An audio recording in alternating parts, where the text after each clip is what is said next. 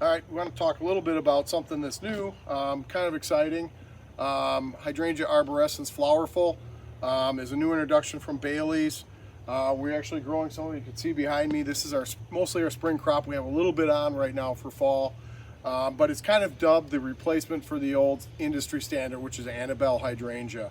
What I really like about this one is it has a lot more stiffer stem, tends to be a little more upright. You can see this thing's pretty tall and it flowers, and it's really not flopping. It wants to stay up. So it's a little bit of an improvement in my mind as a grower from the Annabelles. The other thing is it stays really clean foliage pretty well, and it's really been an easy grower here in the nursery. We really haven't had a lot of problems with getting the first crop through our production, and it stayed pretty uniform, and you can see it's a pretty easy grower. So I think it's something if you're looking for something to change over or add to your portfolio and you use a lot of arborescence Annabelles, this is a plant you may want to consider on a few jobs. Really nice white flowers. They're staying really well. They have long shelf life on them. We've had some blooming here for several weeks now, so give it a try.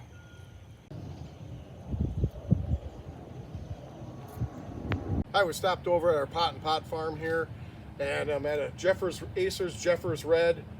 This is a 15-gallon. You can see really nice heads, really full. Good leader development up in the top.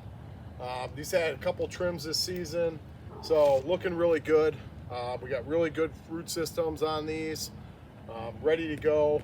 We haven't seen any fall color yet, but like I said earlier, we're starting to get in those cooler nights, which will start to initiate some of this fall color that we all are waiting to see. So, hi, we're over here at our pot and pot farm again.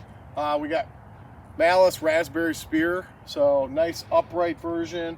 You can see going into the fall, a lot of people have perception that crab apples will defoliate from some of like scab and some of the foliar diseases that are out there, but this one's really clean.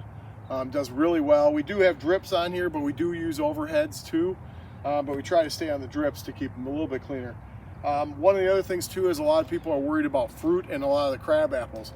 The new selections of crab apple have what they call persistent fruit, which means the fruit hangs on and dries on the plant before it drops off. A lot of times they'll drop either in the winter or the next spring. So some really nice varieties out there, good displays. So you can see all the fruit on here. As the leaves foliage drops off, that fruit still hangs on, and you got that red berry that's on there. Really nice, especially when we start to get a little bit of the white snow or a little bit of frost on the trees. It really stands out. So Malice Raspberry Spear, 15-gallon, something maybe you want to take a look at. Just kind of really nice plant this time of year. Hi, it's Thad at Willoway. We're out here today and out in our fields. Just a couple things. We've had kind of a change over the weekend. We were up in the upper 80s on Saturday and Sunday, and now we've kind of, with a front move through, we're going to be in the highs in the mid 70s here, some cooler nights. It's really changed up some of our water dynamics. Plants are really starting to kind of slow down for this fall. So we really kind of watch what you're doing with water and making sure you get the right amount. So taking the pot off, making sure that you've got water to the bottom, but you're not saturated or starting to make them smell a little bit in the pots. Couple things, we've got some Itea that I'm standing out in. We've got Little Henrys here, great fall color, a little bit dwarf, and then we got Fizzy Mizzy here, another one a little bigger, but great color as well. So these are going to be starting to show some color. They haven't really started yet, but with this weather change, we'll start to see some of the colors start to come out.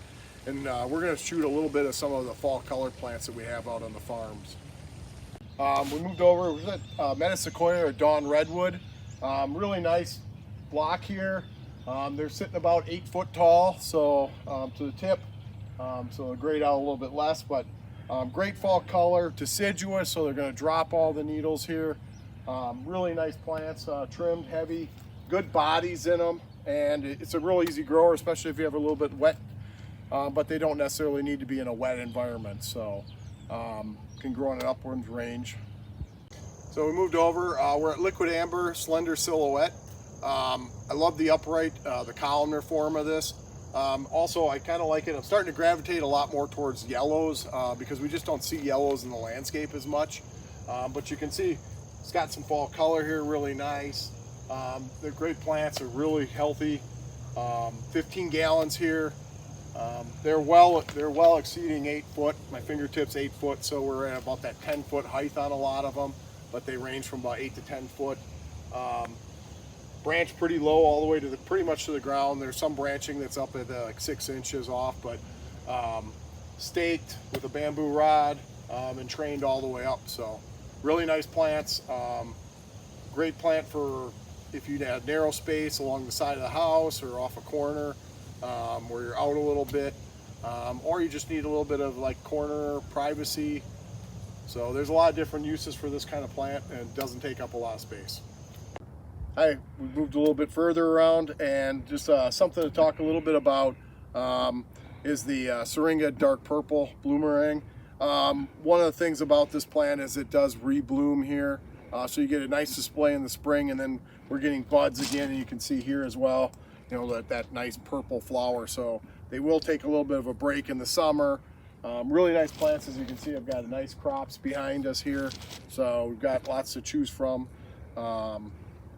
Really nice adaptable plant. At this stage can go pretty much anywhere, but I would say more in that full sun to partial sun to get the best blooming out of it.